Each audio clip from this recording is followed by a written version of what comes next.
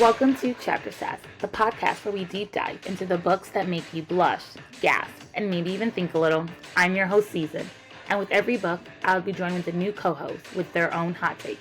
From spicy romances to messy love triangles and all the glorious chaos in between, we're here with a fresh perspective to unpack the stories we love, question what we think we know, and explore how the book speaks to us. Things might even get a little sassy. This episode is rated mature and will contain spoilers. Let's get into the first chapter. Welcome back, everyone. As we all know, book 6 of Agatar comes out October 27th, and so we're going to cover the whole series before then on this podcast. Today we start book 2 of the series, so we're going to cover part 1, which is chapters 1 through 13 of A Court of Mist and Fury. This is a high-level overview that we'll talk about with the designated chapters. And during these chapters, we'll talk about things we liked, we didn't like, character development, theories, evidence to support our theories. And of course, we'll end every episode with our Sassy Topic. This episode will contain spoilers and will contain mature content. Let's meet our co-host for today. Andrea, you can go first. Hello, how are you? Hi, you guys. I'm so dedicated to the podcast that I went and bought this from TJ Maxx on a discount. Oh, on the that's book. actually fantastic that it was from TJ Maxx. Also, Yeah, so it's $8.99. $8.99. Whoa. Yeah, love it. I'm just reading the Kindle version. Oh, yes. Hello, Jody. Hello, Derek. How are you? No, we are doing very well, thank you. Love Well, it. I am doing well. How are you doing? I'm just waking up. I'm in a Chinese food coma. Love that. Perfect. Right. What are we all drinking today? I got mezcal and orange juice again. I could honestly drink this every single day. It's delicious. Perfect. Andrew, what do you have? Dr. Pepper. Woo! I have In a wine glass. Yes. I love it. I just have a sparkling lime water. Oh, I love it. I have my water, but I also do have some rosé. So we're back with the wine, and let's get into it. So again, I'm just going to say this one more time. We'll contain mature content and we'll contain spoilers. So let's get into the first chapter. Before we do, quick summary on book 1. A Court of Thorn and Roses is a Beauty and the Beast retelling that follows Feyre, a 19-year-old huntress in quotations, who's responsible for keeping her starving family fed. She has a huge disdain for fairies. Feyre kills a wolf in the woods, only to learn that he is a fairy in disguise. As punishment, she is taken to the Spring Court by the High Lord, Tamlin. Feyre realizes that her views on fairies are unjust and falls in love/lust with Tamlin. Tamlin is taken by the sickness of the land, aka Amarantha. In order to save Tamlin and the Spring Court, she must complete 3 tasks. After many ordeals and doing unthinkable things, Feyre completes all the tasks and solves a riddle. This not only frees the Spring Court, but ultimately frees all the other courts. And in the process of completing her last task, Feyre is killed and brought back to life as a high fae. Dun, dun, dun, dun. So now, A Court of Mist and Fury. So I don't know if this is how it is in the book, but at least in like Kindle version, before I even get to like chapter 1, there's like a 2-page thing. Okay, it is. Okay, so like there's like a little 2-page like little opener. I don't know what to call that. Prologue. Yeah. Well, normally they say prologue. This doesn't even have prologue on it. So yes, but it's not called a prologue. But correct. In the audiobook, the narration just starts. You're right. It doesn't even say prologue. Yeah, it doesn't even say. And most times they'll say prologue, epilogue. And so like, yes, in theory it is a prologue, but it's not marked as it. But anyways. So we get like a little passage, and it's about Feyre under the mountain. She's just like thinking to herself, blood is everywhere. Blood is everywhere because of her. She hears Amarantha, the voice that haunts her, as she plunges a dagger into a heart. Feyre then sees herself, and then she sees herself plunging the dagger into her heart. That's pretty much the passage. Now it's time for part 1, and it is called The House of Beasts, everybody. Dun, dun, dun, dun. During part 1, we're gonna talk about flags. Yellow flags, red flags, green flags, gray flags. Gray flags, when I say like something is a gray flag, I know people are probably thinking, oh, more like great character. No, that means therapy. That means that like our ass needed to take into therapy. This is a gray flag, so let's go to therapy. Uh, and so just remember, we're not going like super, super deep in like into all the chapters. So this is like a high level overview. So there are going to be a lot of flags that I do not say that are there, but you get the general idea. But what I do have, I think I have like 15 flags, just like in a Yeah. little thing that I wrote up. And it's just like, damn, how, like it's a lot. And I didn't even go, I didn't even find all the flags. But, anyways, it's been 3 months, and Feyre is puking her guts out in the toilet in the bathroom that is connected to her bedroom. She is having trouble processing what happened under the mountain with Amarantha. She dreams of the dungeon, her cell, the blood, and killing the two Fae. Not only does she have PTSD, but Feyre needs to also learn and adjust to her new body because it's a Fae body now. So she's stronger, she's faster than what she's used to. She's like breaking vases, slamming, breaking doors and all this. So she has a lot to like overcome. This would be a great flag because she has a little PTSD and we need to get some therapy. Meanwhile, Tamlin is sleeping in the bed that is connected to the bathroom with his Fae hearing and decides to stay sleeping while she is puking her guts out. That, Red my flag. friend, is a red flag. That is a red flag. Feyre thinks, and I quote, "For him, I had done this for him. I gladly wrecked myself, my immortal soul, and now I had eternity to live with it." So again, she's just not processing. She just needs to process like everything that happened to her, and she's just not doing a good job of doing it.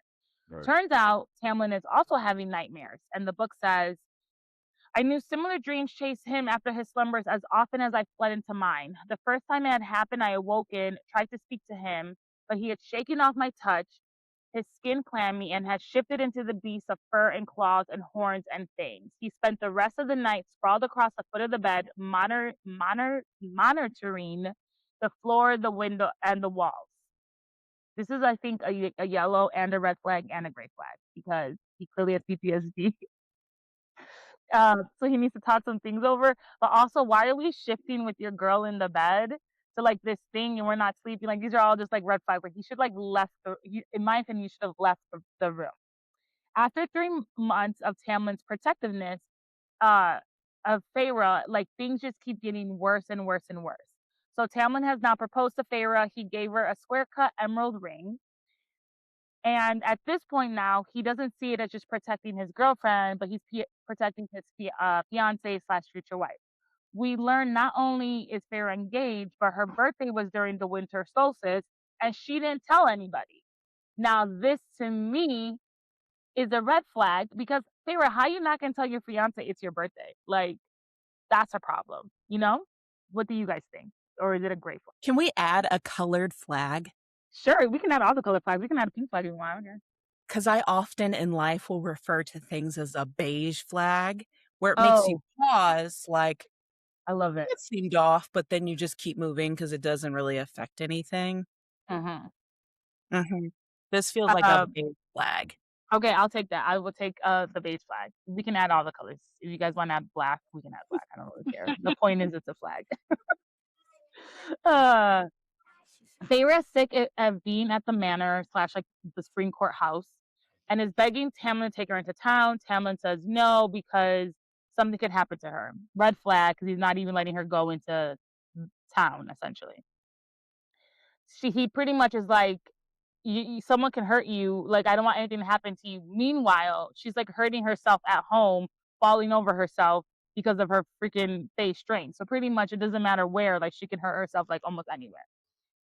It's 2 weeks into her wedding ceremony and she's going crazy in the house. Feyre also has changed the way how she dresses. So instead of pants and tunics, she's now wearing actual dresses because pants would send the wrong message.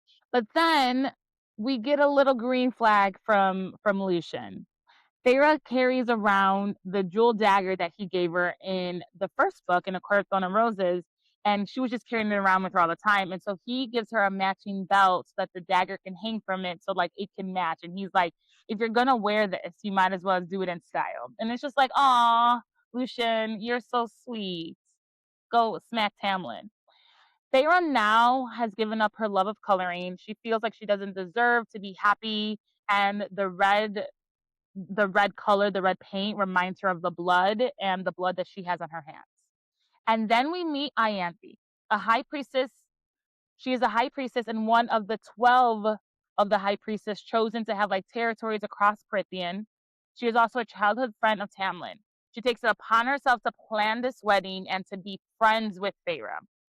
But we learn later on she is a shady bitch. But when I read this the first time, I immediately knew we couldn't trust Ianthe. Like maybe like two paragraphs after they start talking about Ianthe, I was like, oh, she's a little suspicious. Because from the start, she just like is doing stupid stuff that makes no sense. And the first sign is you're wearing your quote unquote friend, make a terrible gaudy dress that she clearly doesn't like. So quote unquote, like help support, be the image that the people need. And you mean to tell me there was no compromise between whatever Feyre wanted and whatever represented peace? Also, these people just needed a wedding. So she just literally had to wear like a white dress and it would have been fine. Ianthe says the other high priestesses don't like her and she doesn't like them. And I feel like if you're a high priestess, your job is to make people like you. And if you're telling me all 11 of your sisters don't like you, you're sus, right? Like you don't even have one sister that likes you. Like, no. She's still trying to get with Lucien after he said no. And she wanted to start the Tithe. And then the last thing is she leaves the altar early when like Rhys comes. And it's like, mind you, this is your childhood friend. You're a high priestess and you're supposed to be Feyre's friend and you leave the second shit gets like crazy. So I personally didn't trust her after all of these things. But anyways, going back, Feyre's going through just the days in her head. And she just like waits for Tamlin to essentially come to her room. And again, they're using sex as a distraction. We'll get into some specific sex as distraction, but that's essentially what they're doing. But she's just pretty much just like waiting for him. Tamlin says it's necessary for them to keep separate rooms, but he sleeps in her room and he fucks her in her room. And I think this is giving fuck buddy vibes and not I'm about to be your wife and husband vibes. Like how are you not gonna like it's just dumb. So that night Feyre and Tamlin do it, and again they're doing it for a distraction because I'm quoting, Feyre says this, I needed this. So again, this isn't like lovemaking, this is like what she was doing with Isaac in the barn in the hay. And so she also like this is also her way of like it's a distraction, but it's her way of decompressing. It's her way of getting rid of the red that she has in her head. It's a way of all these things. But also Tamlin is also using it as a distraction too. So they're equally using each other. So this is red flags on both of their sides. I feel like this is the only connection they have is sexually. It They're is. using it to validate the relationship. We should be together because we're having sex. Mm-hmm. Very trauma bondy. Yeah. Yes. Tamlin fucks her and then says, and I quote, I'm sorry about earlier. You're everything to me. I need this. I need you. I need you to be all right. I need to know that they can't hurt you anymore. So again, this is a red flag, but this is like a therapy flag. Like he literally can't get over the fact of what happened to her under the mountain. And so he thinks he's protecting her, but he's only hurting her in all this. And then after they gone done it, like literally three paragraphs later, it wasn't enough. And so Feyre was like, I'm going to distract myself again, grabs his hand, puts it in between her legs. And it says, and I'm quoting, I arched my back, urging his hand lower, and he chuckled. I didn't quite hear myself speak as I focused on the figures and remained silent. So again, she can't even talk or communicate during all this. So while they're, while she's getting fingered, she like asks him like, I don't want to be like high lady. And Tamlin's like, there's no such thing as high lady. You're just going to be the lady of the spring court. And so she's like, feels like she's okay with it. Why'd you turn yourself off, Johnny? Say it so casually. So while she's just getting fingered, her husband asked her, like, hey, can you hand me that pair of scissors? This rolls I mean, that's what it is to them. That's what it is to them. I didn't want to be rude and giggle so loud, but she's like, I'm getting fingered, you can right? Giggle. You can do all the things. It's okay. Okay. I was like, I feel so childish. Yeah, I'm like a 12-year-old boy right now. Oh my god. No, you guys are Yeah, good. Okay. sorry. Next No, time, no let me mute apologies. myself. No apologies. The next day, Lucian and Feyre head into town because it needs to be rebuilt, but no one will take Feyre's help. And this allows Feyre and Lucian to kind of talk about Tamlin and how overprotective he's been over her. And Lucian pretty much says that like he's always gonna have his High Lord's back, and he like doesn't want to get involved, but he kind of like hints like he'll try. Not he does say it way he says it better later on in these chapters, but like in this first time he's pretty much like he's my High Lord, I have to follow him. But Lucian sees what this is doing to Feyre. And so he just explains that right now they need order, and with the scythe coming soon, they need to all have like be on the like same page. And so this happens twice a year during the summer and winter solstice, and it's pretty much a tax. And if you don't pay your tax, Tamlin will come hunt you down. And Tamlin, this is a good quality. This is a green flag of Tamlin. Tamlin actually wanted to wait to like start the taxes again, but it was Ianthe who was like, no, we need to do it now. And I just want to think about something for 2 seconds. Ianthe ran away and was safe from Araminta, like didn't have anything to do with her. And now all these people who are trying to rebuild, they've been tortured, they've been separated from the family, their families been killed, all this, and you're saying that they have 3 months to pay taxes. And then mind you, they were working as slaves. It's not like they were working as like a functioning member of society, during these last 49 years. And then you just want to be like, oh, come in, and you had 3 months to make your whole life together. Meanwhile, the Spring Court clearly never needed the money because they were eating luxury and doing all this stuff. So like I see Tamlin's point when he's like, no, we need to wait. But it was Ianthe who was like, nope, we need to do this. And that is when I knew for sure she was shady. Like that was what sealed it for me. I was like, she can't be trusted. Yeah. Why do you think he like let her control that if he's in charge? I don't think he knows how to be a leader. So I think he's just like, oh, she's a high priestess. She's supposed to be like advising me, and she just like, I'm listening to like an advisor. But Lucian is not a good leader or a good strategist or a good um, war general. He's none of these things. Or yeah, not Lucian. I'm sorry, Tamlin. He's none of those things. I mean, Lucian either. Let's be honest. Yeah. So I was just like, I think he was just like he didn't know how to deal with this, and he was like, oh, Ianthe said it. Let's believe it. That's what I think. All right. And so then we get like nicknames throughout the book sometimes. And so like as they're leaving, Feyre hears someone yell, Feyre Cursebreaker. And I know she's like, I don't want this nickname. But personally, I'd be like, fuck yeah, I did something you guys couldn't do after 49 years and I broke this curse. But she's not thinking about it that way. Then it is wedding time. Feyre is in this ridiculous dress, and while she's getting ready, Alice literally has to like coach Feyre through everything. She's like, you look beautiful in this dress. And Feyre's like, you're lying. She's like, it'll be over before you know it. It won't take long. Like Alice is really trying to encourage her to do all this. But now it's time for her to walk on the aisle, and it is way too much for Feyre. And she literally just stands there, and Alice has to literally cough so that she could start walking down the aisle. But the moment she starts walking down the aisle, she sees everybody staring at her, and it's reminding her of all the trials that she did where everyone was watching her. It's reminding her of when she had to kill the 2 Fae because they were like just watching her and just like too many eyes on her. And then as she's walking down the aisles, there's red roses that make it look like it's blood, and she's done. She can't do this anymore. But she specifically told Ianthe, no red roses. Nothing red. And Ianthe said, I'm gonna do what I want. Yeah. And that's when we knew again she was a shady bitch. Like Ianthe, not fun, not good. She wants shit. She wasn't. Okay. So now she's like stopped in like this middle of the aisle. She can't go back because she knows people are gonna, say stuff or whatever. Tamlin like reaches out his hand, but she like hesitates. Like now that's something bad. She's like looking to Lucian and Ianthe for help, and she's literally like, "Help! Someone help me, please! I want to get out of here!" And she's like screaming this in her head. And then, ladies and gentlemen, Rhys appears, and he says, "Hello, Feyre, darling. Hello." Did that do anything to you, Derek? Oh, he just said nipples again. He said, yes. rules. Oh, And man. Reese is like, I'm here to call in my bargain, aka take care for the week.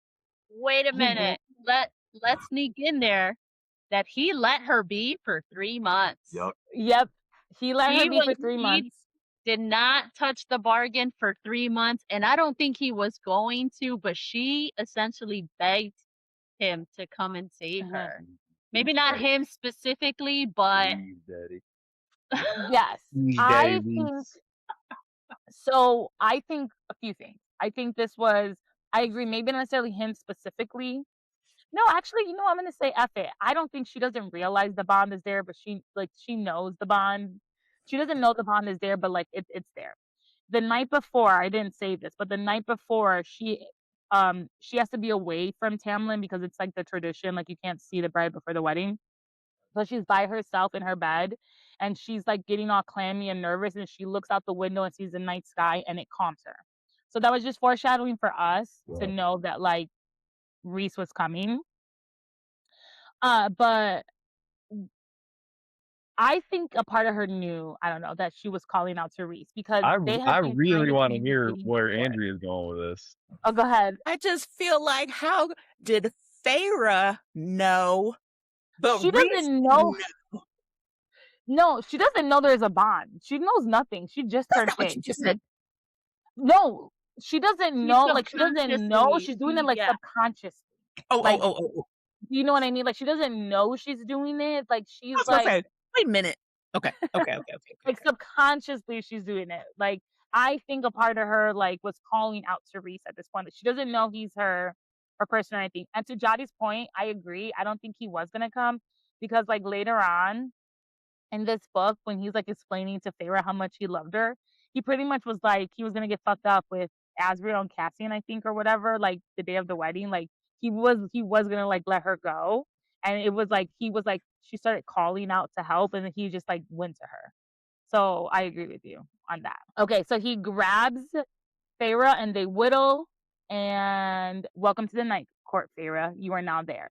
She was scared at first to go to night court because everyone had told her that Amarantha had modeled her palace like the night court. So she thought she was going to like under the mountain. She didn't realize she was going to go to this very beautiful, very spacious, I want to say kind of like Greek mythology, there's like pillars everywhere.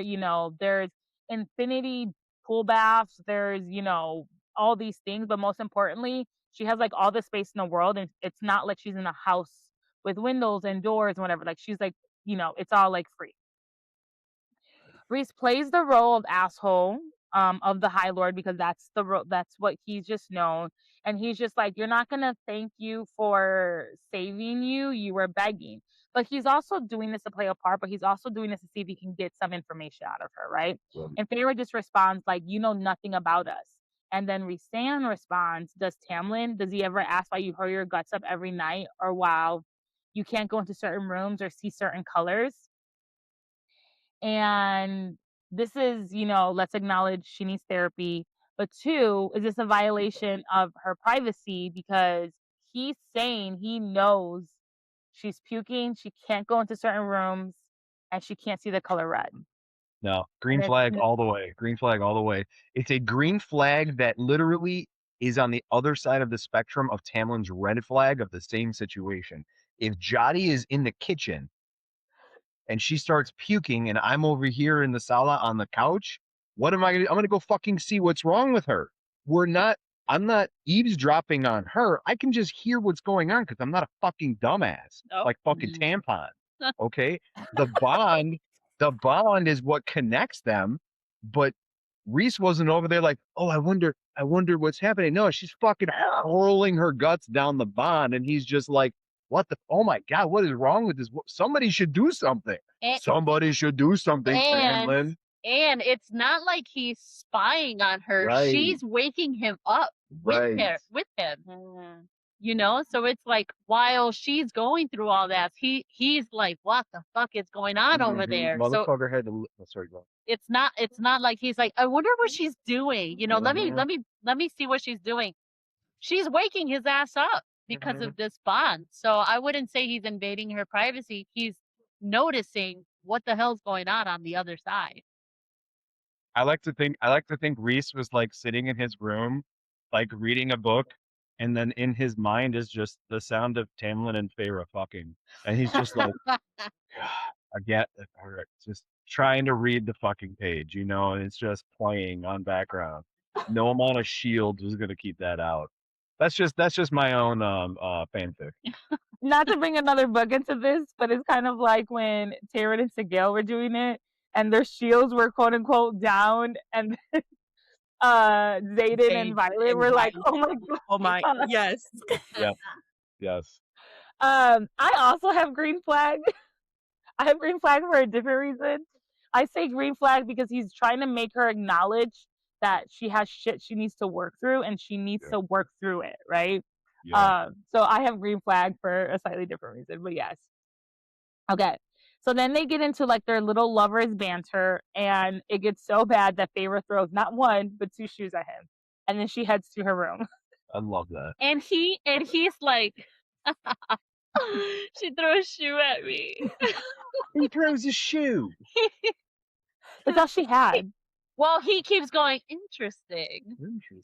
She throws something and interesting. Oh my gosh, I love it. Let me throw a shoe at you. But like, okay, but that also absolutely that calls to the fact that he is not afraid of her strength. How many men are afraid of a woman's strength in any capacity?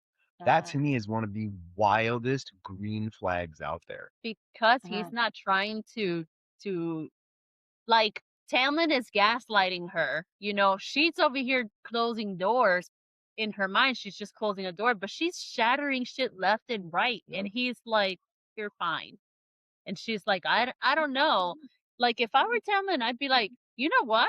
You're strong as fuck. Like, this is not normal. We should investigate this. But instead, he's like, eh. I would say the same thing. He's afraid of her strength. He's afraid of the potential that it could be, what it could mean to losing her, someone literally kidnapping her, little spoiler, kidnapping her, taking advantage of her. Why? Because he sees Feyre as property. Yeah, and they talk about that too, like right at the beginning when she was like, well, Lucian's mom is High Lady of the Autumn Court. And he's like, no, she's Lady of the Autumn Court. And she tries to bring it up. And he's like, nah, it ain't happening, which is like a little bit of the control. But then again, and not only did he say it's not happening, he said there will never be a High Lady. Yes. And that little did he know. Yeah, that guy's trash. The whole trash bag. All right. The next morning, some of like her two handmaids that were under the mountain have come, and they have breakfast ready for her. Reese tells her that she's like lost weight, and Feyre, being a smartass, is like shocked. She's like, you didn't see that through the bond? And Reese explains, for the most part, he's not looking down this bond. It's only the stuff that she sends down to him. And like, if you send down you puking your guts out, as Derek was saying in the middle of the night, like I'm gonna see that because you're sending it down the bond. Reese then also explains that for the rest of the week, she's gonna practice reading, writing, and shield her mental shielding, because she needs to make sure that her mental walls are up. And Reese asks, does she have any other powers from the Seven High Lords? Because she should probably most likely be getting them because they all gave them a piece of her. And Feyre says no, she hasn't noticed anything. And to this point, she has not noticed anything yet. And then we meet Moore. Moore and I would be best friends if we met in real life. I think you are Moore. Hi, everybody. Don't fuck with my girl. Me and Moore would be best friends. She like comes up to Feyre, gives her a hug, and is like welcoming her essentially into the family. And Feyre's like, she's not used to this kind of love, right? She didn't have this type of family love. She definitely don't have this love from Lucian or Tamlin or anyone else at the Spring Court. So she's like taken aback. But Moore tells her, hey, whenever you want company, just give me a shout. And Feyre does not take that seriously, because at the end, before she goes home, she's like, well, where's Moore? And Reese is like, you didn't call for her, and she told you to. But like, that's how far, like, Feyre's never had friends. Like, she didn't have friends in the human world. Her sisters did because Nessa had Claire, who R.I.P. I don't know who the fuck Elaine had because she's faking it until she makes it. But she had old boy that she was gonna marry, right? oh yeah, Oh, great. Yeah, we forgot about no, that guy. was a fuck fight. Oh no, Nessa had that. I was like, Elaine Isaac. actually had a. Yeah, and that guy wore like iron rings and stuff because he was like a super hater. Oh yeah, see, that's what I'm saying. Feyre had no friends. She only had a fuck buddy Isaac, and they didn't even do it right. Crossbow and arrow. And her crossbow and arrow. Mm-hmm. She definitely crayon. needed those probably back in the day, but I don't know if they had one of those. But anyways, so after the lessons that like Rhys has her do, he's like making this is the first time he makes like write the alphabet, and then he's like teaching her how to use her mental shield. Rhys brings Feyre to like this room in the tower, and it's covered with like maps, and Rhys explains that war is coming and it will impact Feyre's family. And Rhys explains that the king of Hybern wants to destroy the wall and take over the lands, and this would include the mortal land. Amarantha was just his experiment. So Rhys then says that he saw war when he was younger and he does not want to experience that again. And I quote, "We now have several untested high lords, broken courts with high priestesses, angling for control like wolves around carcasses. And ladies and gentlemen, if that didn't explain Ianthe to you, you missed all of the foreshadowing, and that sentence just told you we cannot trust Ianthe." So when I read this for the first time, I already knew I couldn't trust her, but this just solidified that like I could not trust. And Rhys explains that he's telling Feyre this for a few reasons. He's telling this because she's close to Tamlin, and Tamlin and his family has close ties to Hybern, and he wants to know if Tamlin will like help them for this bigger cause.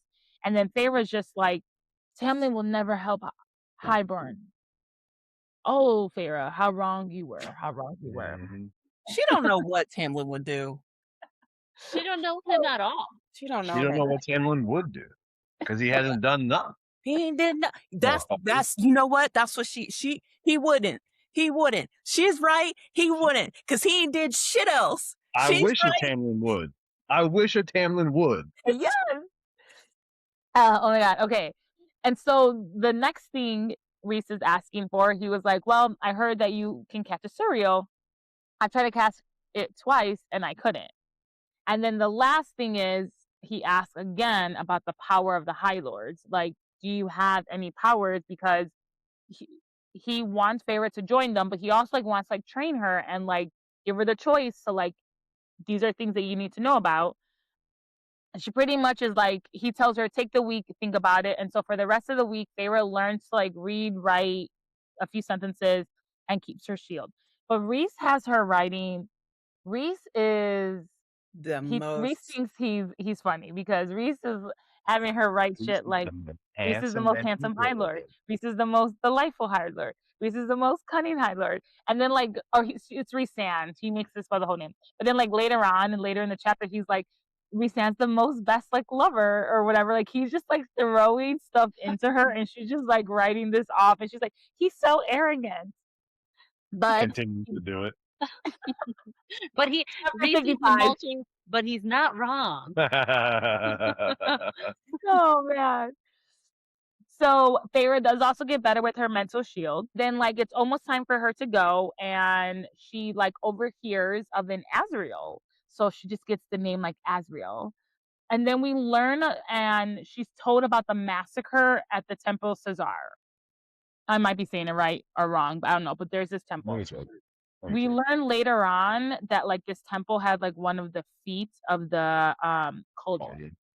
Yes. So like this massacre is very important. Then Moore says, Azriel and Cassian are waiting for you. And now Feyre not only knows about an Azriel, but she knows about Cassian. But she doesn't know who they are yet, but she just gets their names. And I cannot wait for their friendship to build, especially Cassian, because Azriel's always in the shadow moping somewhere. But Cassian, though, he would be my best friend. Derek, you're a Cassian. I have yes, I am a Cassian with aspirations to be Azriel because I love a sad boy. Oh, you weren't even here. Oh no, you weren't even here. I was telling them Azriel's so nonchalant, so cool. I fear I'm a Cassian when I want to be an Azriel. Did you really say that? Oh, She God. did. She did. I'm a Moore, and I'm probably a Cassian. Yeah. If I had to pick between those two, I am both of those. Yeah. Uh, but not only do we learn about Cassian, Azrael, this temple, and a war, we also get a little bit of information on Illyrians, and in this case, Illyrian war bands. And I quote from Rhysand: "They are arrogant bastards and warrior race that are within his lands, and a general pain in his ass." We will get way more Illyrian pain in my asses throughout the rest of this book and later on, especially in, I feel like, Silver Flames. We get a lot more of them. Yeah. Tamlin looks over to Feyre and just says, like, you're kind of like looking like yourself again. And it's like, that's good because she probably needed this, but also we're gonna send you back to your very terrible house that you live in. Yes. So we Rhysand takes Feyre home, and Feyre finds Lucien and Tamlin in the study. They're also looking over maps. So this is not a big, like, I don't want to say red flag because we're counting flags right now, but if this is not a big, like, keep your eyes open, Feyre, like, you just saw a bunch of maps with Rhysand, who let you look at this. Now you're going somewhere. They're also looking over maps, but they're keeping the secret from you. Something is clearly happening, and you need to figure out, like, what's going on. But anyways, Feyre looks around the study and realizes that it's trashed. Like, claws are everywhere, things are flipped over, things are broken. Tamlin's like coming over to Feyre asking, like, are you all right? And then she's like, did you trash the study? And Tamlin responds, no, I trashed half the house. This is so many red flags because, like, now you're saying, before you were just being protective or whatever and all this other stuff. Now you're crossing the line to physical, like, shit, you know. But she's like, it's fine. And so it's been a week. Feyre tries to bring Tamlin. This is when I say it. So it's been a week because she's been with Rhysand. And so, you know, she only knows how to have sex as a distraction. So Feyre tries to bring Tamlin to her yard and give him some milkshake.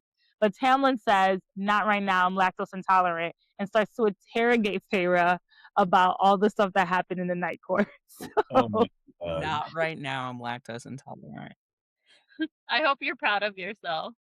I am. Good. I was like, because when I was thinking this the whole time, I kept thinking in my head, my milkshake bring up. I was like, oh, she didn't bring him to the yard. She did not bring him to the yard. Well, she tried to bring him to the yard. Tamlin said, no, I need to get these details from you first.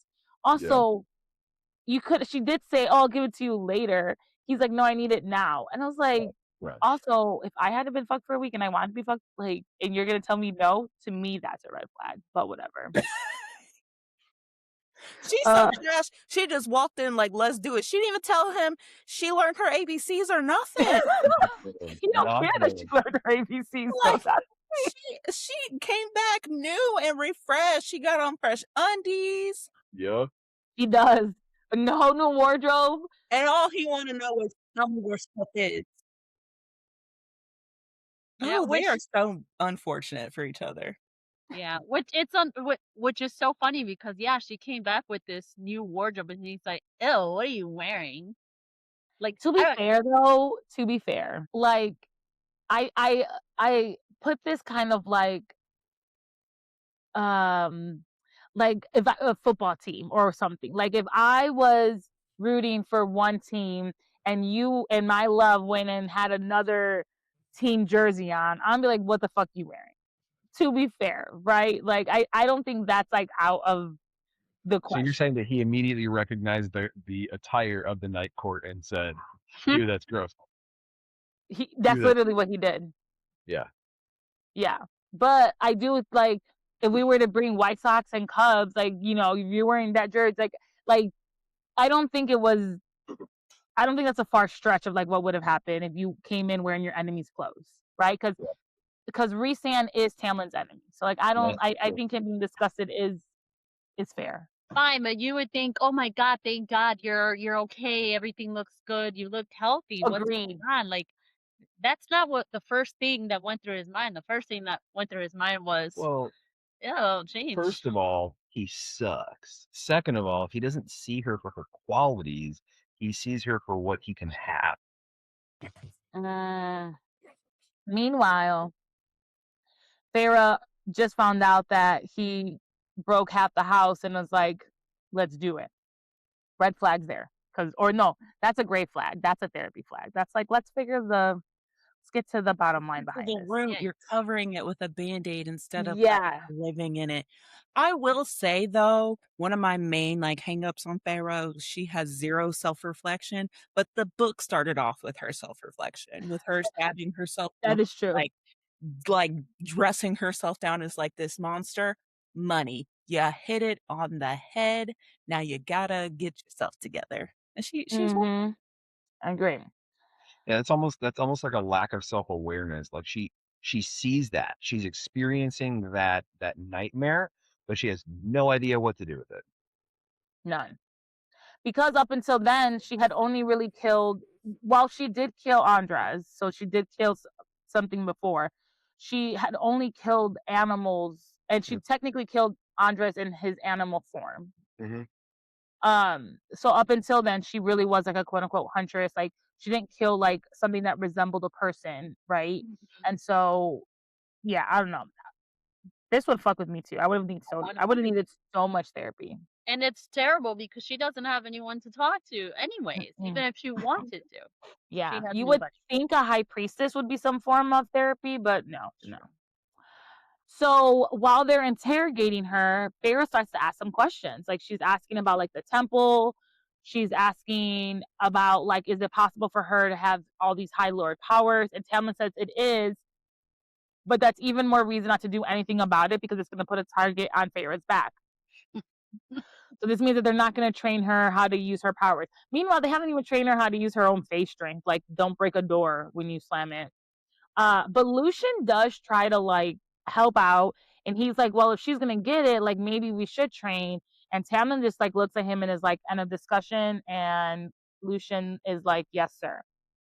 Yes, Daddy. And Well, he's like, she's never gonna need to protect herself because Big Papa Tamon's gonna take care of because her. I'm gonna take care of her. Don't you worry Yeah. about it, sweetheart. I got you. What the fuck? oh, how wrong he is. And now it is time for the tithe or tithe, whatever however we want to say it. Pharaoh is expected to like dress up and essentially look pretty, be like a little Barbie, sit next to Tamlin in the throne, and not say anything. And hours pass, so this isn't just like something that takes place in like 30 minutes and you're done. It's been hours, and she's just sitting there bored out of her mind. She's like over all this when a water reef comes and explains to Tam that there are not enough fish and she cannot pay. And it's interesting because it starts to say in book 1 when she's about to get the cereal, I think she mentions she sees a head come out of water or whatnot, and then she's like saying in this book she's like, oh, I had seen them a few times going up and down. So it's just nice to see it, like we mentioned it in book 1 and it's coming in this book, but she cannot pay. And Tamlin is like, sorry, not my problem. And Feyre has an issue with this, and she's like, we have enough to eat, how are we going to take away their food? They're already starving. We can't take that away. They're not going to make up. If there's no fish, they can't double it in 2 days or 3 days that they have. And she just remembers when she was poor and how hungry she was with her family. So to this now, this is personal for her. Tamlin just pretty much tells her, be quiet, sit down. This is how it's been done. Feyre's pissed and she says she needs fresh air and she walks out, but she walks out to find the water reef and she takes off like all the jewelry that she had and she gives it to her, and then the water reef is like, well, what do you want back in return? And she's like, nothing, I don't need anything, just please just take this, feed yourself, pay whatever you have to pay and move on. And the water reef says that she will never forget this and neither will her sisters. Dun, dun, dun, dun. Foreshadowing. Yeah, I love that.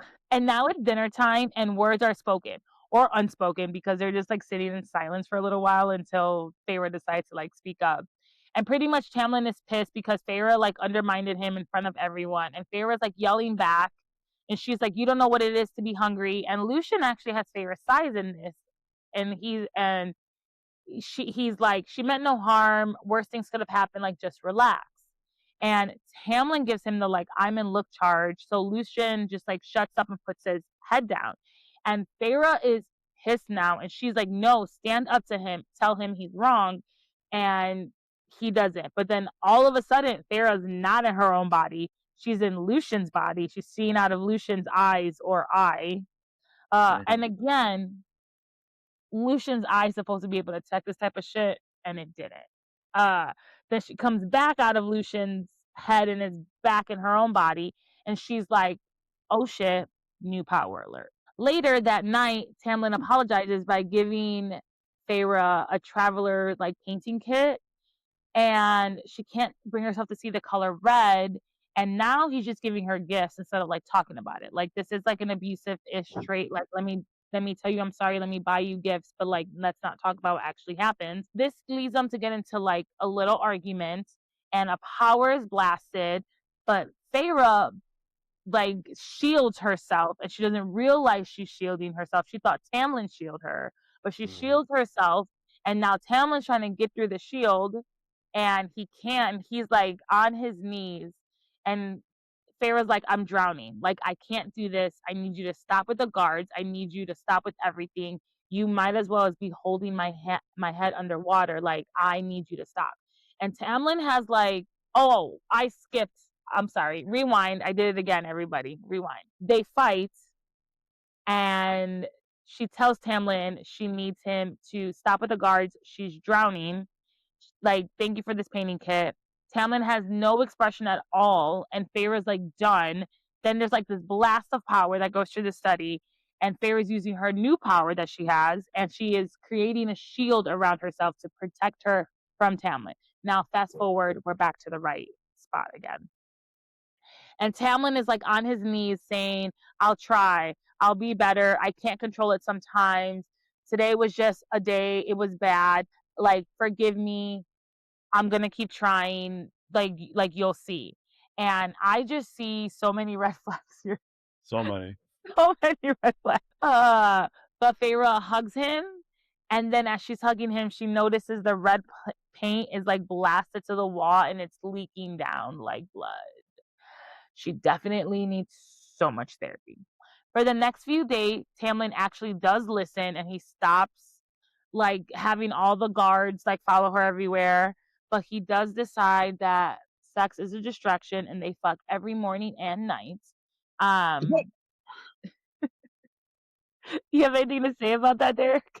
I have so many things to say about so many things that are happening. Like, these two are so toxic for each other because neither can recognize, like, they can't recognize their own red flags, they can't recognize the other person's red flags. Like, both of these motherfuckers are like, they're just doing this like through Very life right blind. now, trying to Not figure even out what's colorblind, just going like on. eyes closed. Yeah. It's so bad. It's so bad. It's rough to watch, read, listen to, whatever. I love the fact that Tamlin's like, yeah, this is a problem. Let's do it more. They're very much like siblings when they argue. Like, oh yeah, well you have a big head. Oh yeah, well you're stupid. Oh yeah, well you smell like farts. Oh yeah, well, like, what the fuck, you guys? Honestly, I said this last week, and I'll say it again. I do think Tamlin loves her, but he doesn't love her like a lover, right? Like, he loves her like, I don't know. Like, I don't even he know as a loves sibling. her like an old white guy loves his Corvettes. Yeah. Okay? Maybe that's it. But- He does not love her. He loves the idea of Thank you. her. Thank you. I'll take that. I'll take that too. Like, It I don't is- think it he is- loves her like a lover, but yeah. That is a trope that we see represented so many times in media. He loves his idea, his perception of what she represents to him. He is not in love with who she is. He has no fucking clue who she is. And yes, and that speaks even further to the concept that Andrea and you were talking about, this book being about rebirth and transformation. In book one, we saw Tamlin falling in love and love bombing a fucking child. She is no longer that child, she is transforming into a woman, a fully fledged adult with a lot of fucking baggage and a lot of fucking shit she's not dealing with, but still an adult. Book one, Tamlin, I realized rereading book one, I didn't have a ton of problems with Tamlin. He was problematic, but I didn't have a ton of problems with him. Book two is really where a lot of those problems came to light, and we saw his toxicity for what it is. But book one, Tamlin was love bombing a child to make that child fall in love with him. Disgusting, gross. We don't support that. Book two is trying to keep an adult woman as a child and not look at who she is or what she is. God, I forgot where I was going with this. I'm so sorry. It's okay. I think book one, where that is how Tamlin is supposed to make us feel. To be fair. Yes, yes. Yeah. And so again, going back full circle to, he loves the idea of who she is, Or who she can be. it's his idea of who she is. Or what he It has can. nothing to do with who she actually is. Yeah, like what purpose is she serving for him? 500 Days of Summer. That's exact. It's the same concept that the man falls in love with the idea of who the woman is, and not the reality Not of who who the she woman is. actually is. Yeah, like 100%. he's dressing her up like Literally. a princess. Literally. Like a Barbie. He Like, just no joke. yeah, he just wants her to sit there, look pretty, shut the fuck up, let the people see a happy couple, but really I'm the one calling the shots. I just need you. I need you for my status. Okay, if I'm gonna present myself as a king, I need someone on my right hand, like that. But he doesn't care for any of her development. None. Because to Andrea's point, he didn't even know she learned her ABCs. She learned her ABCs. Yeah. And learned how to put a mental shield You up. know what I just Yeah. thought about? Oh my gosh, the audacity. He knows she can't read. Why is he asking her about the map? Yeah. Why isn't he teaching her how to read? He had 3 months together. He never taught her how to read. Yeah. Here's some colors.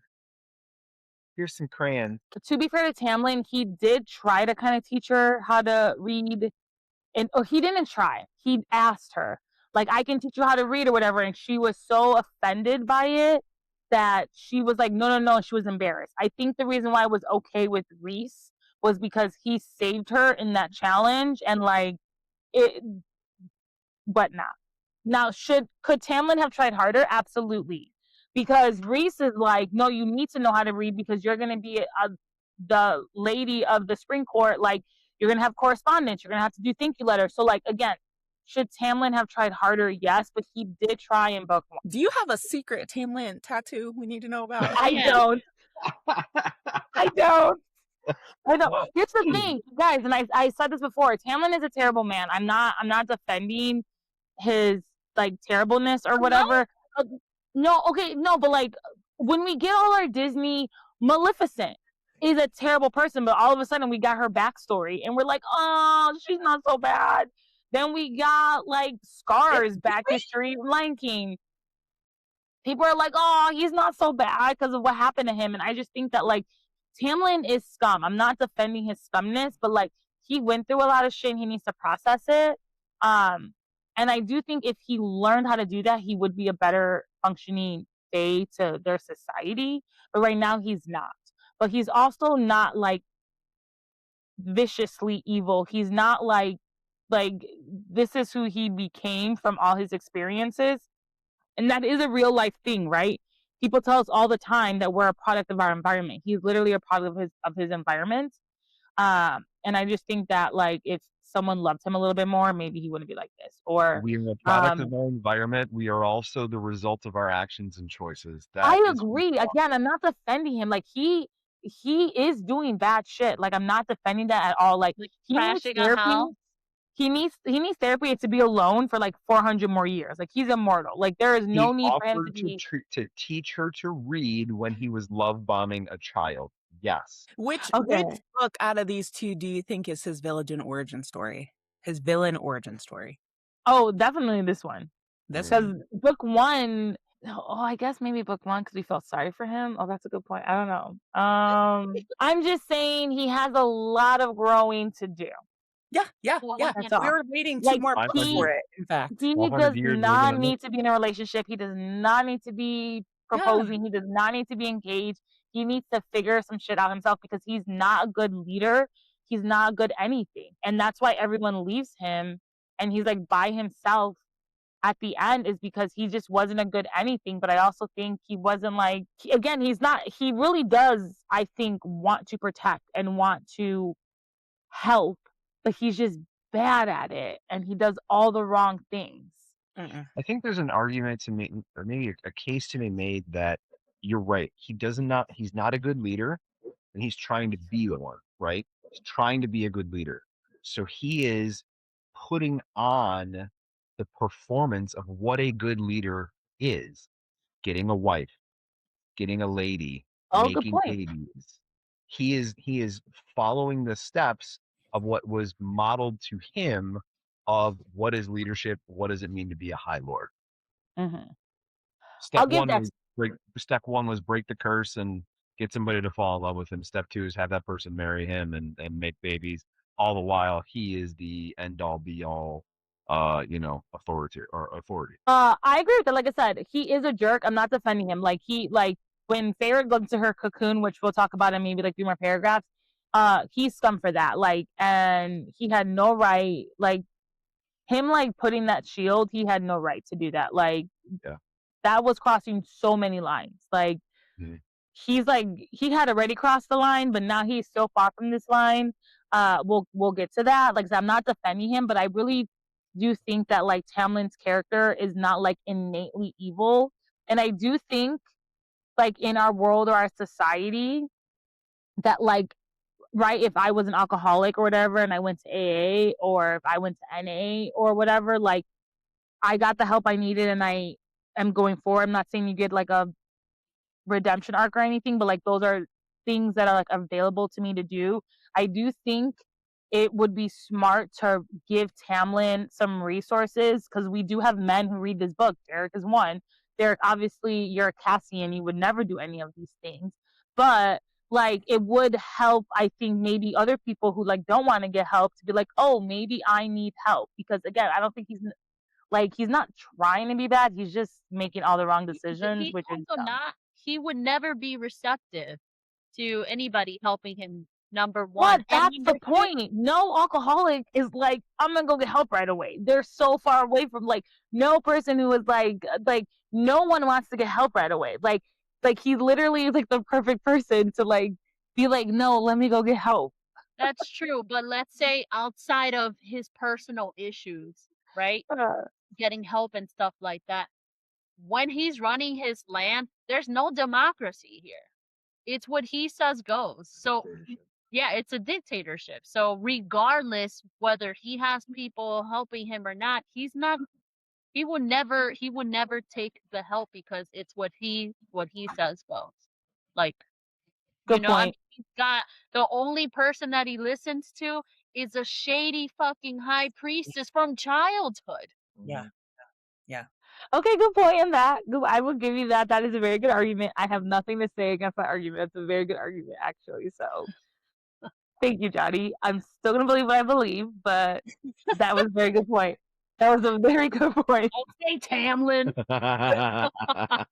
You're saying I'm a Moor and a Cassian, so please don't give me that. I'm gonna echo a previous statement very quickly. The concept of Tamlin living a role that was put in front of him and not knowing what the fuck to do was further exhibited during the tithing when people were having to bring in their tithe, their 10%, their whatever. He said, this is just what's always been done. Don't fuck with this. We're not changing it. This is how it's done. This is how it's always been done. He is living a role. He is living a pre-planned, cut out, whatever you want to call it. He does not have his own aspirations at all. No. He even said in this book, I want to say, I never wanted this. I never wanted to be a leader. Maybe it was last book. I never wanted he did say that. He said he wants to be a flute player, to play little flute. That's right. His little flute. Right. Yeah, it was very close to that bass clarinet, Andrea. I'm very close to that bass clarinet. Similar character. Okay. Sorry, I'm so sorry for derailing. Go ahead.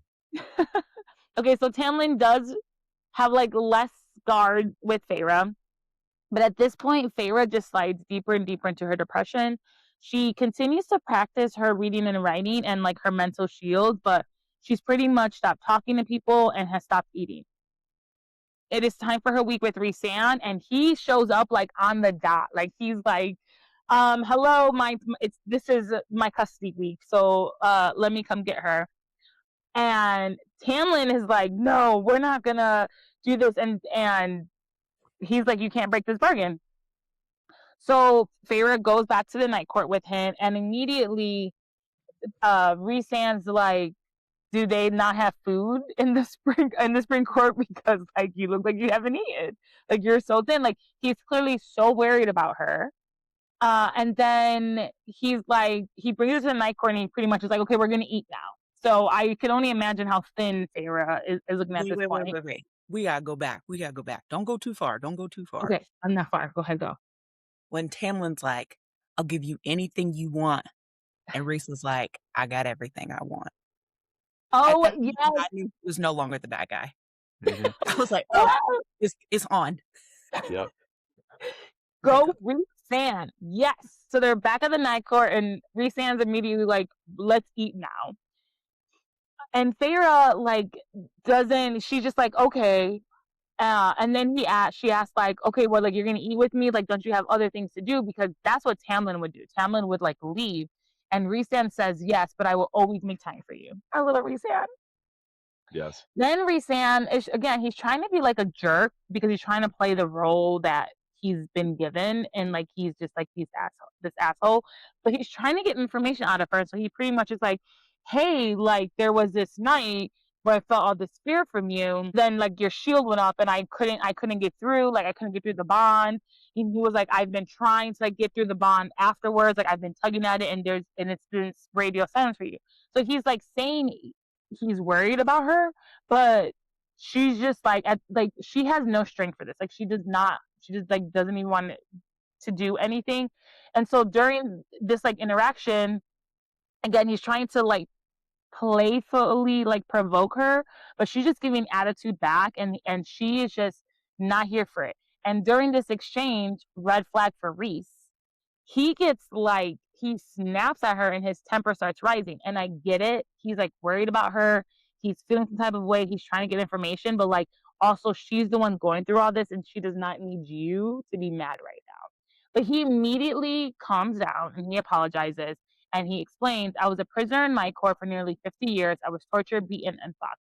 And only telling myself who I was and who I had to protect kept me to try to find a way to end it. Please help me keep that from happening to Prithian again. Because he's trying to also say, like, join my cause. But in her head, she goes, I can't because Tamlin is trying.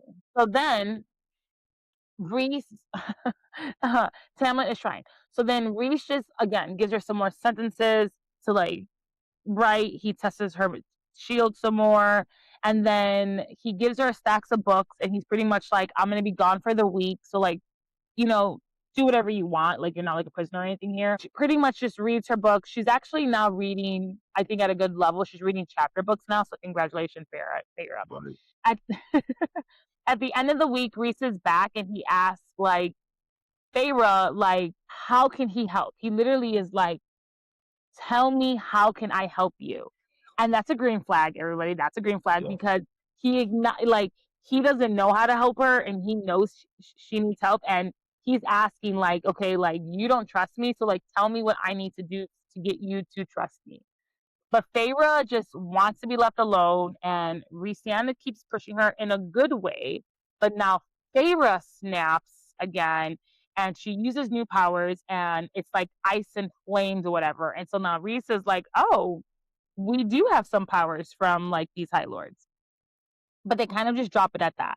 Then the next day, Rhysand takes Feyre home and Tamlin is literally waiting. He's like, oh, yep, it's time for her to come home.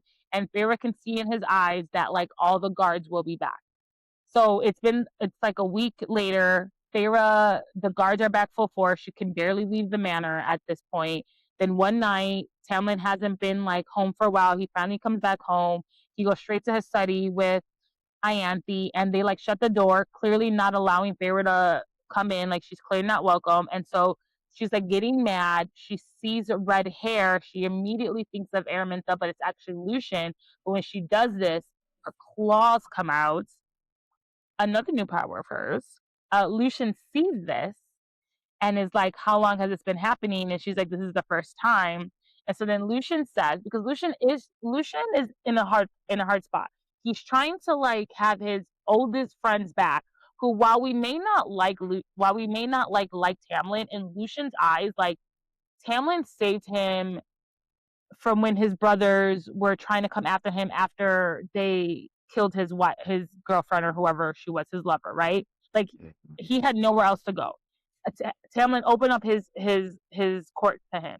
Then after that, when his eye was forcibly taken out, like again, Tamlin opened up his court to him and then rejected Amarantha for that. So like I feel like Lucien feels like he owes Tamlin like a debt, like he's like paying off like a debt. And so he's kind of like, I need to have his back. But Lucien also now sees that like he needs to have Feyre's back. And he's like, I promise I'm going to talk to him. I'm going to see if we can get you trained. Like at this point, these powers are going to keep emerging. It's better for you to know how to use it than not. So then he goes into the study and Feyre can already hear everyone saying no. And not only is Tamlin saying no, but Ianthe saying no. And quite frankly, I know Feyre is like in a hole right now and super depressed, but I would be like, the fuck? Like, Ianthe, who are you to be telling me that I can't learn how to use my own power? At least I'm fucking Tamlin. Like, I ain't doing shit with you. Right. Who you got? You're literally hiring people to fuck you. Like, yeah, Lucien can even do literally, because you can't get Lucien or Rhysand. Which I'm very curious if her and Tamlin ever did it. I feel like if we ever get like a story, I would love to like know that they do it when they were children. Yeah. Surely. She was petty as hell at the wedding because of that. Love it. Yes. Oh my gosh. So Lucien again is still trying to like say like she needs to learn how to fight. She needs to know how to do this. But he's shot down, and so there's nothing that they can do. So Feyre is done with this. It's like the next day. Feyre is done with this, and she like needs to get out the house. And Tamlin's going into town with the villagers. He's not even doing anything like, fighting off anything bad. He's just like, literally important. Yeah, he's just like going into town. Feyre is begging Tamlin to take her, and he's like, no. And she's like, you promised less guards, and there's not. She's like, I need to get out of this house. Like she's begging him. She's like, I need to get out of this house. I need like to be free. And he says no. And then Feyre says, well, I'm coming along whether you want to or not. And Tamlin's like, I said no. And then he like puts a force field around the whole house, meaning everyone but Feyre can go in and out of this house. And he leaves. And Lucien is like, don't bother. You can't get out. I'm going to talk to him. Don't you worry. Like, I'm going to try to figure this out, right? But then Lucien leaves. And Feyre tries to get out again, and she can't. And she's just thinking, I'm trapped inside this house.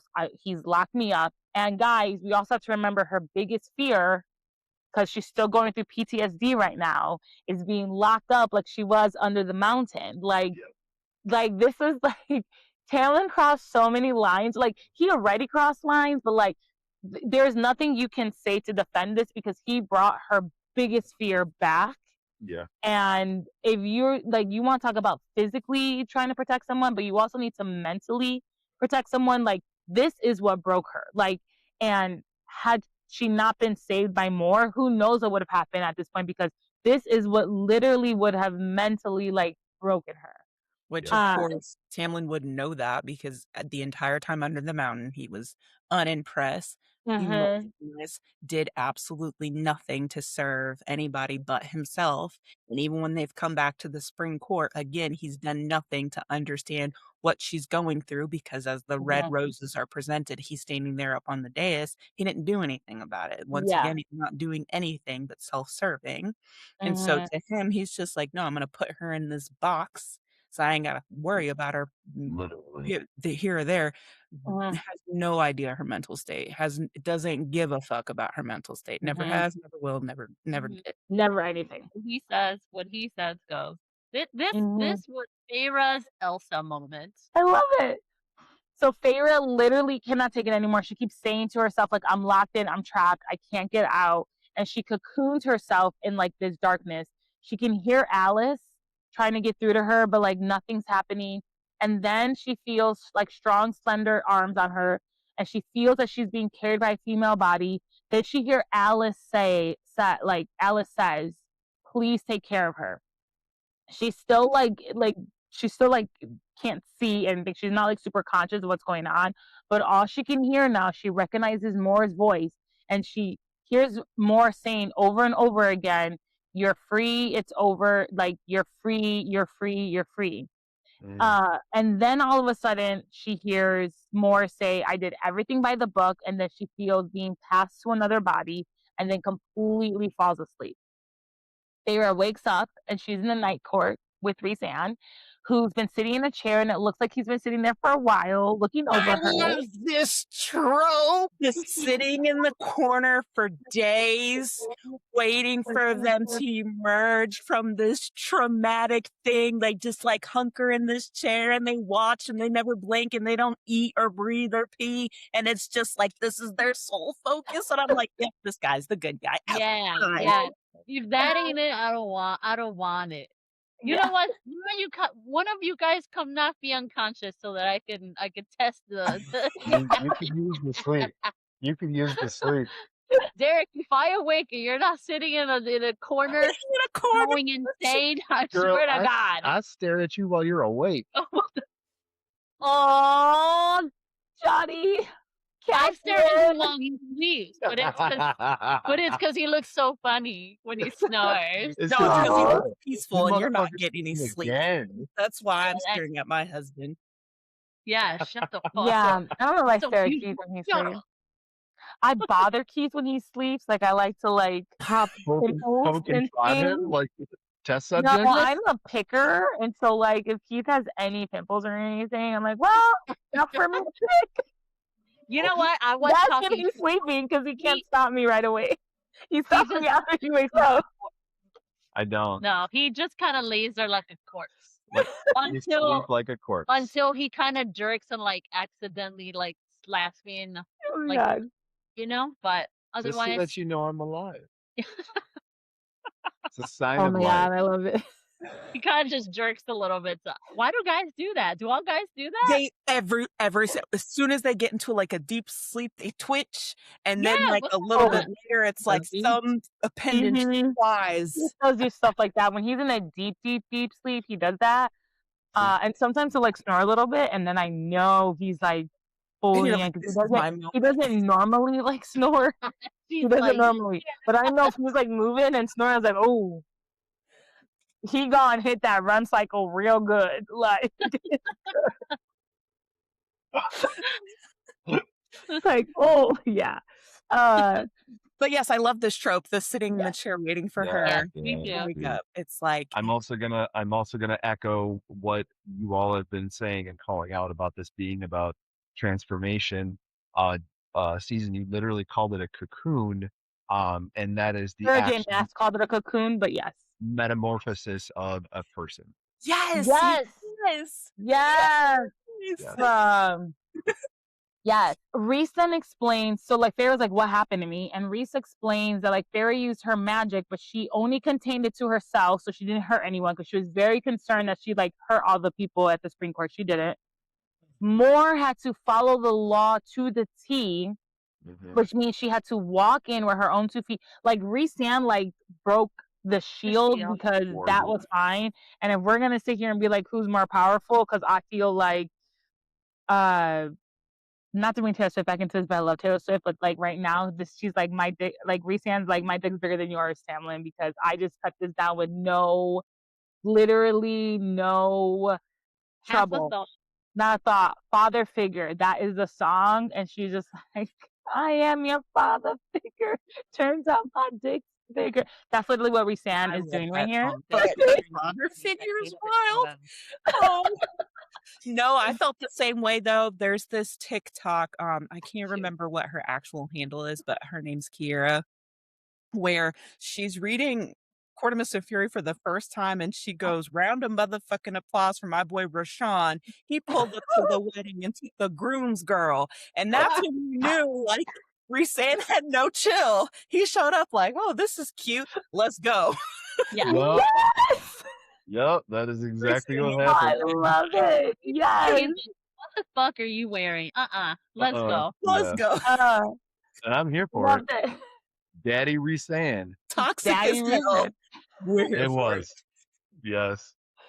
Okay, so he explains that Moore had to walk in on her own 2 feet. She had to render the sentries unconscious on her own will with like no help. She then had to carry Feyre over the border to another court before Rhysand could even touch Feyre. Because if Rhysand did anything else outside of that and like grabbed her right away, that would be able to give Tamlin enough to like start a war. And if we're being honest, all the High Lords, maybe outside of Autumn Court, would have probably stood with Tamlin and been like, because he would have been like, he got my girl, and everyone thinks Rhysand's a jerk. So like they all would have sided with Tamlin. Right. So he had to follow it to the T, you know, and he did. But he pretty much was like, I brought you back. And Feyre just keeps saying he locked me in the house. And Rhysand starts to get mad now. His wings are coming out. Shadows are forming. And again, to me, this is a red flag. I understand he's mad that like something happened to his mate, but like that is not what she needs right now. Like she just literally locked herself in a cocoon because she was in this bad situation. Like I'm Mm. gonna very respectfully disagree with you on she so many ways. needs So to many. no, she anger. needs to Righteous anger. He was validating that what she was going through was bullshit, and he was standing up on business saying this is wrong. Mm-hmm. I agree with And- that, but and he didn't. further, and She's too traumatized. further, he exercised The demon. emotion. No, he exercised emotional regulation to contain the outburst. I'll give you that. And his outburst was not towards her. Correct. So it was Oh. anger on her behalf. So Here's that's the a green thing. flag. I agree with you. I don't disagree with any of that. Like, I understand he was doing that on her behalf. But what I'm saying, if I was someone who literally just cocooned myself and I'm so depressed and I can barely regulate my emotions, you can't expect me to regulate your emotions and understand that. Like, I literally lock myself up because like the guy that I'm with is like low-key violent and doing all this. Like, that is what I'm seeing right now. Like, I can't even regulate my own emotions. You cannot expect her to regulate or understand Reese's emotions right now. So to me, that's a red flag because that's not what she needed right now. I don't He's disagree not with you guys. asking her to regulate his emotions. He's not even acting on it. He's not even acting on it. These are just like, this is just like you and I are talking, right? And Keith did something fucking out of pocket, right? And my facial reaction is like, oh, you're not regulating my, you know, Sorry, how sharing actually your I'm off feeling was this on his fantastic.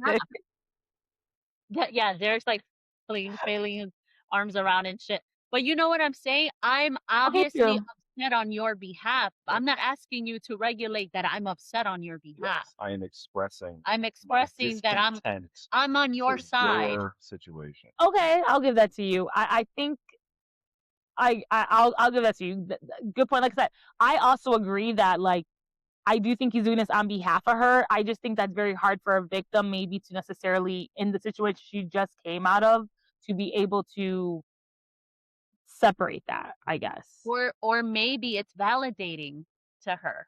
Okay, maybe I'll give that she's to you. like- That's very true. Maybe she's like, oh my God, okay, so the way that I'm feeling Is valid. Is valid because I'm telling you, which you weren't even there, and you're feeling the same way, if not more upset because you know. So I think it's validating that he expressed how upsetting this was. Yeah. Okay, I'll give it to you. Also, yes, and it was sexy.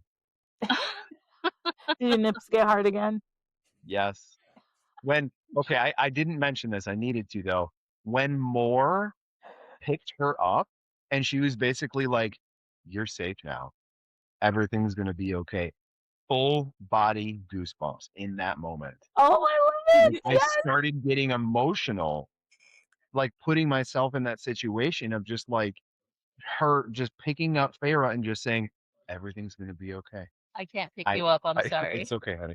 I could pick you up though. I got you. I Yeah. got you. Did you She guys do the audio? Yes. I did the audio book, Elizabeth Evans, the same narrator as Throne of Glass. I did not do a graphic audio. Oh, I did graphic audio. I was gonna say the graphic audio just gave it that much more. Oh, really? I'm gonna download. I'm gonna get it right now. Oh, Yeah, the and graphic audio is pretty good. oh Okay. my gosh, Is you're it a full getting just like cast? what? Yes. It's a full cast. Mhm. Yes, and it's in 2 parts, but you're getting the moment of, like, her internal dialogue of, Mhm. like, what she's going through with the shield, and, like, you're getting kinda, like, the muffled conversation between Tamlin and Rhys and Alice and more. There's, like, Oh. all this Yeah. dialogue, you're getting kinda like this suspense, like, noise A situation. movie for your brain. It It's is. No, that's literally what it is. Because to Andrea's point, like, when she's, like, in the cocoon, all you hear is, like, I don't wanna say, like, buzzing, but it's, like, whatever, and then, like, very far muffled, you hear, "Please take care of her," which was, like, yeah, Alice. yeah, You yeah, hear, yeah, yeah, like, "I did it by the book." Like, it, like, yeah. sounds like Wait, you're her. the first time that I read this years ago, I remember now. Oh, And okay. Anthony Palmini is everything, Yes. Yes. and that "Hello, Favorite Darling" Mhm. is Anthony Palmini. Mhm. Anyways, I'll stop fangirling, I but love it. So then Feyre's like, I have nowhere to go. And Rhysand's like, you can stay here as long as you want. And again, Rhysand asks, like, will you join me? Like, will you work for me? Like, he's giving her a choice. And he's like, she's like quiet. And then he's like, okay, well, I have to leave. And Feyre's like, I can't be alone right now. So she begs Rhysand to take her wherever he's going. And she expects him to say no because Tamlin always said no. But instead, Rhysand says, and I quote, if you come with me, there is no going back. You will not be allowed to speak of what you see to anyone outside of my court, because if you do, people will die. My people will die. So if you come, you will have to lie about it forever. If you return to the Spring Court, you cannot tell anyone there what you see and who you met and what you witnessed. If you would rather not have that between you and your friends, then stay here. Feyre The cannot be by greenest, herself.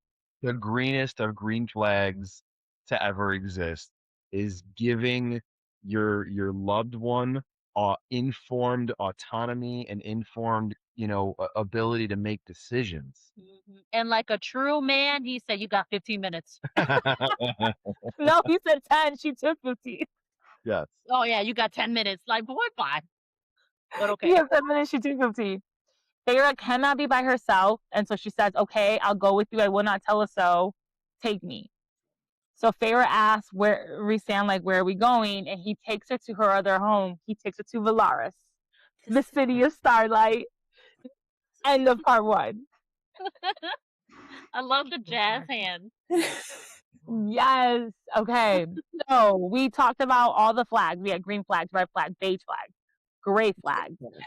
And again, this was there were so many other things, like so many other things. I was starting to put it in here and I was like, this episode's probably gonna be long. We're already at probably like an hour 10 because I'm gonna cut some stuff, but like I was like, oh, like we can't sit here and cover all of this, but like guys, go through it. There's a lot that happens in these chapters with like how Feyre like needs to grow and she needs to leave the Spring Court and Ordinary to do that. Character development. Is there any character development you want to do? I will say I think Feyre, she's gonna have character development now, moving forward. I don't know if there's anything much in one except she's just depressed the whole time and not acknowledging life.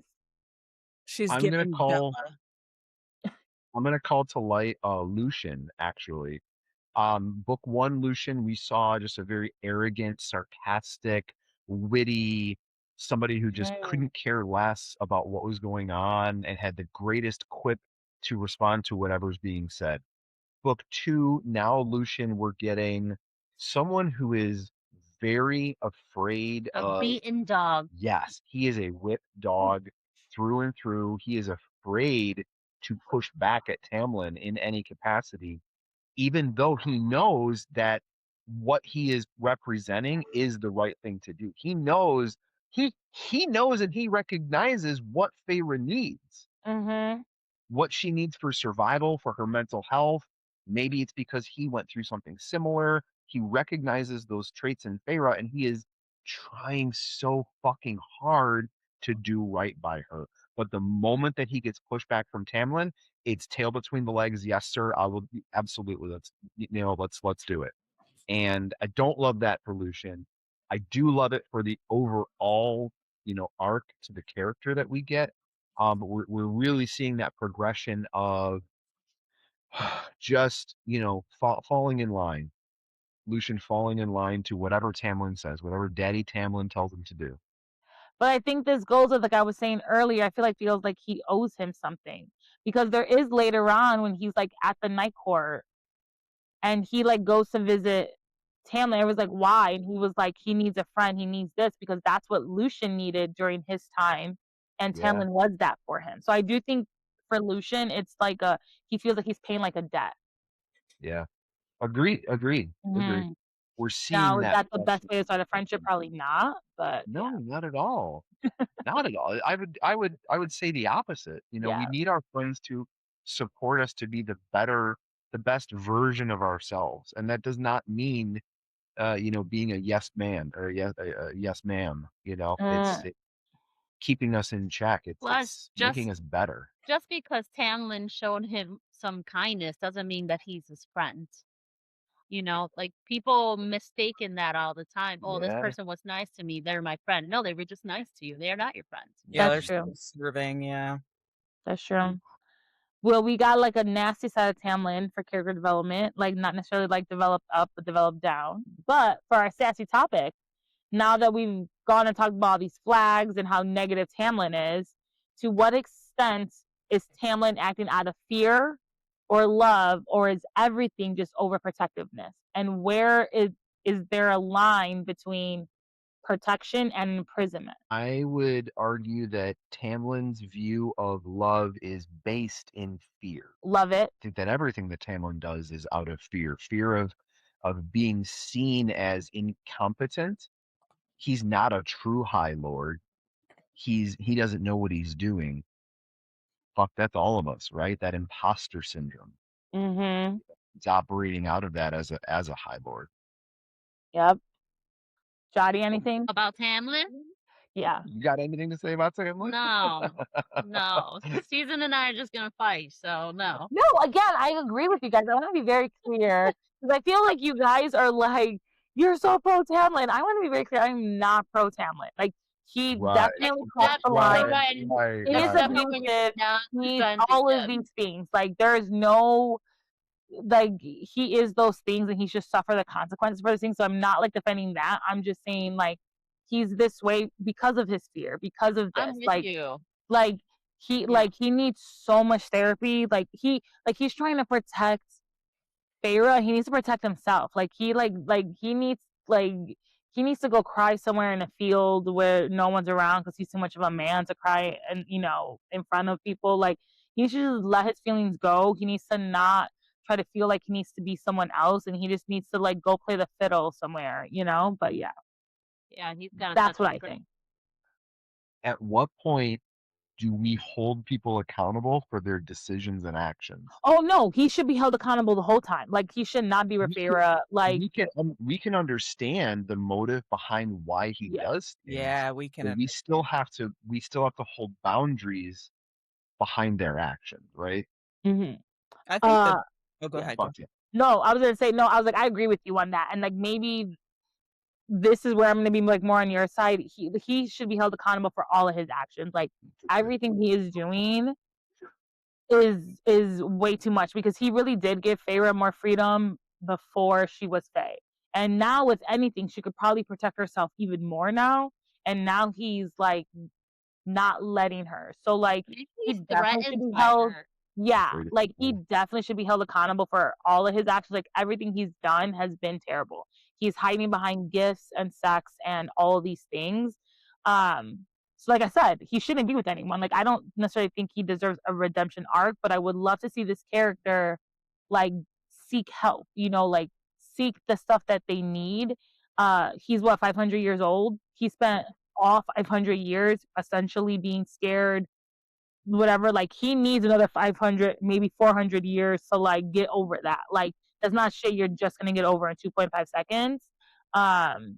And then maybe then we could talk about like, have you like learned what you're doing is wrong and all this, but like he needs time by himself, not to be a lord. Like he needs to be like literally in Humble. the He needs to be, yeah. because right now his head is gigantic. I think he sees a threat in Feyre. I think he sees that her potential could be greater than anything that he is, and I think that's what he's afraid of. He's like, Yeah. I cannot have this girl be better than me, I be cannot have stronger this than girl me, be a woman. She's only be 20 opposite now. sex, She's or what only is that? 20. Right? What the fuck am I talking about? High lady. She'll be a high lady. Yeah. Yeah. But she's only 20. She just turned 20 years old. And yet we are witnessing the metamorphosis of her becoming a woman. We are. And then I'll cannot give love a you that. woman because he's a pedophile. Oh my god. So drastic. Andrea, do you have anything? That Yeah. Andrea, please have something. Yeah, no, I think it's just, as the reader, we recognize it as fear, but to him, he's a product of his environment, right? So when you were talking about when are we going to hold him accountable, but it's like he's not surrounding himself with the people who are willing to hold him accountable. So whereas Reese, when he was under the mountain, he was influenced by all this negativity. So he's reacting and like being influenced to like act on these different things in a different manner than who he really is. But then now he's back in the night court where he has the people around him that love him, that can call him on his shit, that can help create those boundaries, that are going to be honest with him and be truthful with him. He's becoming the person he is, but Tamlin's never had anybody in his circle to truly say to him, you're you're wild for this. Like Ianthe is just gaslighting him the entire time. Lucian is just amening him the entire time. The town is like, well shit, you just want a couple dollars. Let me tell you what you want to hear so I can go on about my way. And he's just sitting back like, yeah, cool. I guess I got this under control. I'm giving the girl the stuff that she wants. I'm dicking her down. We're cool. Meanwhile, she's watching him and like, okay, there's your surface level. There's nothing beyond this kiddie pool. You're never going to grow. Meanwhile, I want to figure out some things about myself because I recognize myself as a monster and you could care less what I'm doing. And so I don't think like his protection or his like imprisonment is like fear. I think it's just like, well, this is what they did to me, so this is probably what I need to do to you. It's just like outsider influence with no boundary accountability. Ain't nobody saying like, yeah, you probably shouldn't do this. Nope. He around the wrong people. But see, that's my point too. He's around, again, I'm not defending him. He needs a lot of growing up to do. He's Derek, trapped. why are you laughing over there? I'm not. First of all, I've been cut off. Yeah, I Second muted him. He's done. He was done. I said you're done. Well, now you gotta tell us. You can't No, bring it up. no, she fucked me up after I called Tamlin a pedophile. Like, He needs a break. I just love every time season's like, I'm not defending again. Tamlin. I'm not defending Tim. I'm not defending Tamlin. You should get stickers made. You should get stickers made that say, I'm not defending It Tamlin. probably exists somewhere. I swear, like, I'm not. Like, he really is. Like, I can acknowledge all the bad things. Like, he does not deserve Feyre. Feyre should have left Spring Court, quite frankly, after he gone and destroyed the house. Like, because at that point, he was acting on, like, he wasn't, like, necessarily fully acting on violence, and then he went and acted on violence. Like, once you cross that line, you can't go back. Tamlin's just fucked up and just needs to figure shit out to be a better person. That's all I'm saying. I'm not defending him. No, he shouldn't have no babies. He shouldn't even be with Ianthe at this point, even though she's probably trying to get him into his bed. Like he truly needs to sit in a field somewhere by himself with his fiddle. Yeah. For 400 years. He needs a dip in that starlight. He needs just win. Yes. He needs to be by himself. he needs to be influenced by the right people. Yes. Yes. Because when he I- said it to the Highland Kings, he was talking crazy. Yeah, Mhm. but it's hard with him because he doesn't allow people to. But that's anyone who doesn't want help, though. Like, I'm But that's stubborn what I'm sometimes, saying. and I don't want help. How can he have people around him to help him when he doesn't want the help?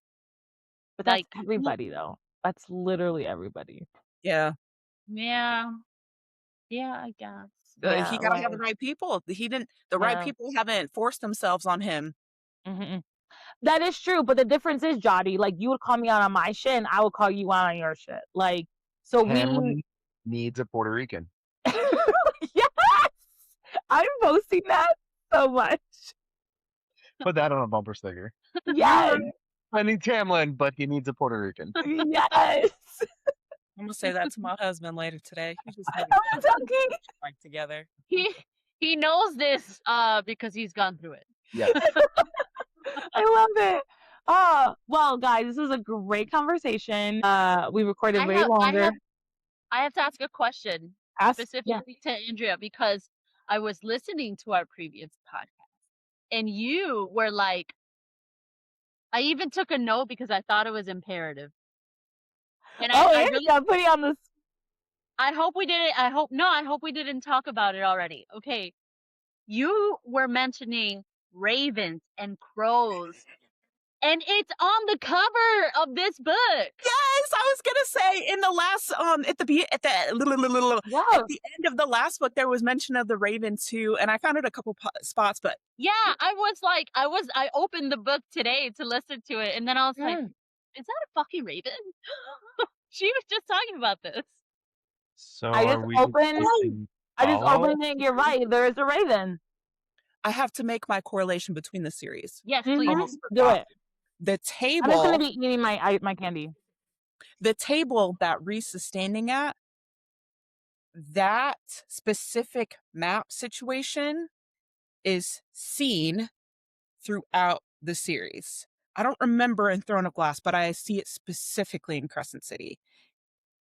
And that's all I'll say about that. So like keep an eye on this map table. There's something like this series isn't done yet, obviously, and so it hasn't come into play, but it's like I'm gonna find it specifically and then I'll link them together for you. And I'll find it in Throne of Glass. But someone who's reading Throne of Glass right now, I feel like I haven't really come across that right now because I think they it's don't not really have like they don't really like I feel like wars just happen or fights just happen. Like they're not really like sitting around and be like, let's map out what we're gonna do. Like someone got kidnapped, someone did this, and like they're all just like I'm gonna find it in the Throne of Glass series because to your point, I don't remember it called out for sure, but I know specifically it's in Crescent City because I was like, oh, this is the same shit from. I'm gonna find it and then I'll tell you. I'm be honest, when they're talking about they're in their throne rooms with their little maps, all I see is Khaleesi, her little thingies and pushing them around, being like, I have not conquered this land. I've not conquered this land. Oh, that's what I seen. That's what I seen. Have you seen Game of Thrones, Andrea? Oh. What? I own the books. I plan to read them. My sister is very highly invested in the whole shit, and so I feel those books are way too big for me to read. I love Outlander, but I feel the same way about Outlander. The books are way too big for me to read. So these are definitely TV shows. The books are very different than the show, so you should just watch the show. Yeah. That everything after season 3 is really just kind of off script anyways, or season 5 for sure. It's just kind of off script. So there's just that. Yeah. Okay, well, thank you everyone, and we will be back next week. Bye. Bye.